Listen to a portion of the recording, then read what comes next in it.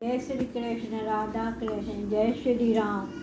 शबरी जयंती 2021 फाल्गुन माह में कृष्ण पक्ष की सप्तमी तिथि को शबरी जयंती मनाई जाती है। इस बार शबरी जयंती 5 मार्च 2021 के दिन शुक्रवार को पड़ रही है। यह दिन भगवान राम के अनन्य भक्त माता शबरी को समर्पित है। इस दिन शबरी माला में माता शबरी की पूजा करने का विधान है। माता शबरी की पूजा अर्चना करने से भगवान राम की कृपा प्राप्त होती है।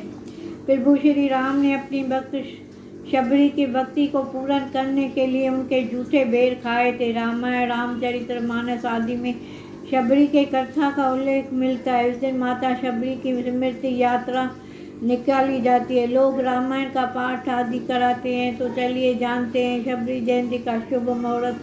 कौन थी शबरी? जय श्री राम। कौन थी माता शबरी? ग्रंथों में मिलने वाली कथा के अनुसार माता शबरी भगवान श्री राम की परम भक्त थी। शबरी का असली नाम शिरमना था।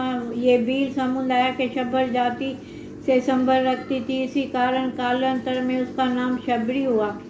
इनके पिता बीलों के मुखिया थे। उन्होंने शिरमना का विवाह एक बील कुमार से तय किया था। विवाह से पहले परंपरा के अनुसार कई 100 पशुओं को बलि देने के लिए लाया गया, जिन्हें देख शिरमना का हृदय द्रवित हो उठा।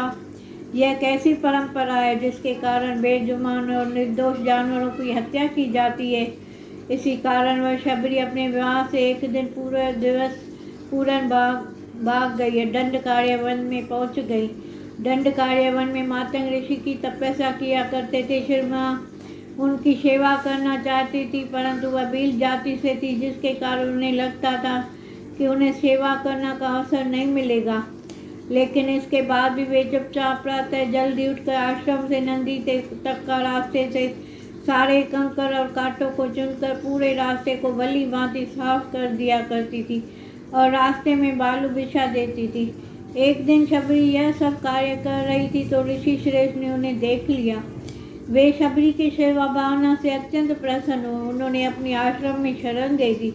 शबरी वहीं पर रहने लगी। एक दिन जब ऋषि मतंग को लगा कि उनका अंत समय निकट है तो उन्होंने शबरी से कहा वे अपने आश्रम में ही प्रभु श्री राम की प्रतीक्षा करें। वे एक दिन अवश्य ही उनसे मिलने आएंगे। मतंग ऋषि की मृत्यु के पश्चात शबरी का समय भगवान राम की प्रतीक्षा में बीतने लगा। वह अपने आश्रम को एकदम साफ सुथरा रखती थी। प्रतिदिन भगवान राम के लिए मीठे बेर तोड़कर लाती थी। एक भी बेर खट्टा न हो, इसके लिए वह एक एक बेर चक्कर तोड़ती थी। ऐसा करते करते कई वर्ष बीते चले गए। एक दिन शबरी के पता चला कि 2 सुंदर युवक उन्हें खोज रहे हैं। वे समझ गई कि प्रभु राम आए हैं।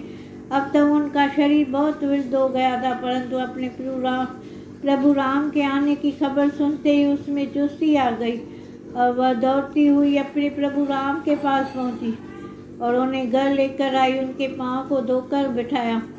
इसके बाद उन्होंने अपने तोड़े हुए मीठे बेर राम को दिए। भगवान राम ने बड़े प्रेम से वे बेर खाए और अपनी भगत शबरी को भक्ति का पूरा किया। राम जी ने लक्ष्मण को भी बेर खाने के लिए कहा, लेकिन उन्हें जूठे बेर खाने के लिए संकोच हो रहा था। फिर भी अपने भ्राता श्री राम का मन रखने के लिए उन्होंने बेर उठा लिए, लेकिन खाए नहीं। कहा जाता है कि इसका परिणाम यह हुआ कि राम युद्ध में जब शक्ति बाण का प्रयोग किया गया तो वे मूर्छित हो गए। हे प्रभु श्री राम, जिस तरह अपनी माता शबरी पर अपनी कृपा बरसाई, ऐसे ही हम सबके ऊपर अपनी कृपा दृष्टि बनाए रखे। जय श्री राम। जय श्री